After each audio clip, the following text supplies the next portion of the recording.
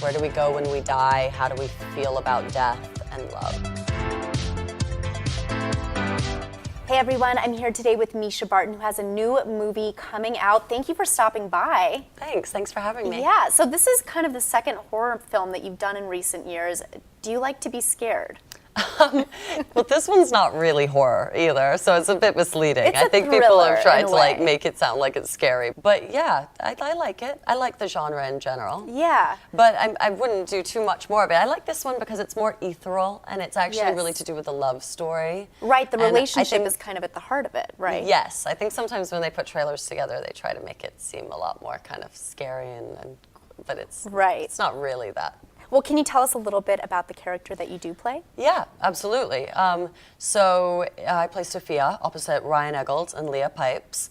And Ryan's great. He's fantastic. And that's really the whole core of the movie, is that this girl who's beginning to not believe in love and is down on life is, meets this guy on the street, and they run into each other, literally smack into each other on a street corner, which was fun to film, and fall in love. And it's kind of like how they get together. And then, without giving too much away, it becomes almost, for like lack of a better way of putting it, it just becomes more kind of like Eternal Sunshine of the Spotless Mind, like where do we go when we die, how do we feel about death and love.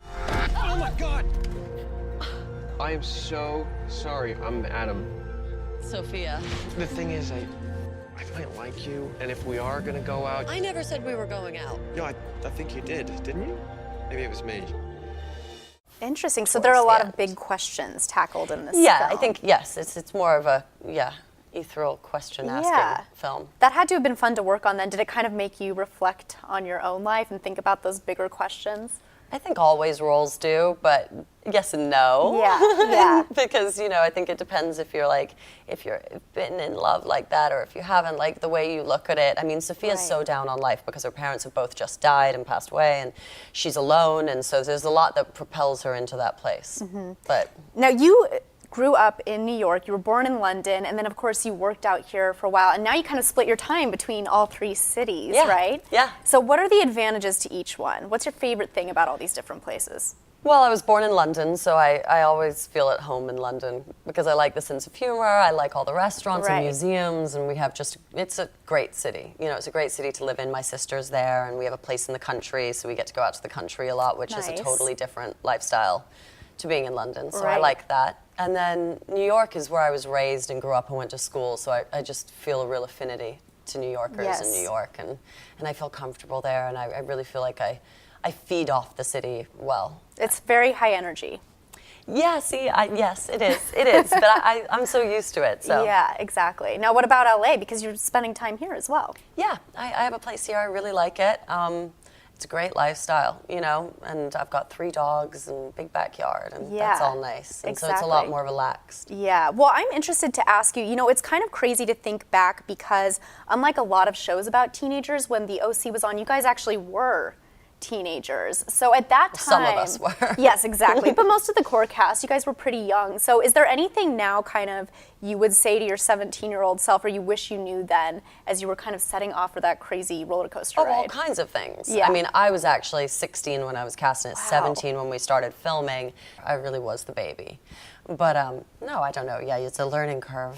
Yeah, exactly. And I think all of us would have so much to tell our 17-year-old selves if only we could. I mean, I'd always done film. It was my first TV show, and I think, it's incredibly hard work, those big TV shows, and it's a totally different schedule and pace, which I like a lot in its own way. Yeah, exactly. But I think coming out of the world of independent film, and it was definitely completely different, and theater, I'm sure. Yeah, there's a big difference. Yeah, and I feel like the show was also coming up right when celebrity culture was really taking off. And then when the show was over, you did all this great other stuff. You kind of took the opportunity to explore fashion and all these different facets of things. So was it kind of a relief to get that opportunity after so many years? A little bit. I mean, I think that that's the way life is. I think if I hadn't done the OC, there were a lot of great movies that I was going to go off and do. It was really, you know, sometimes I don't think you realize in life how big the smallest decisions are. Right. And I guess taking that show it turned out to be a huge decision. I moved Right. from New York for it. I graduated high school and left and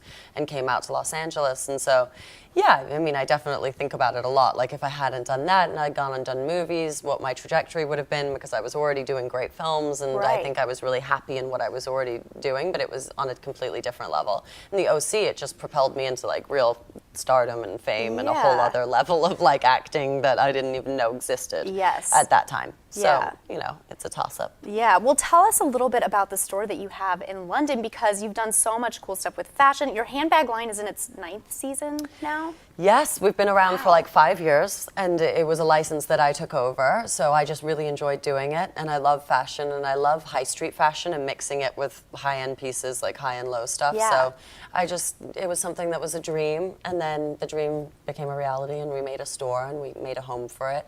We've always sold in all the big British department Right. stores, like, you know, whatever the equivalents here are, it's different there.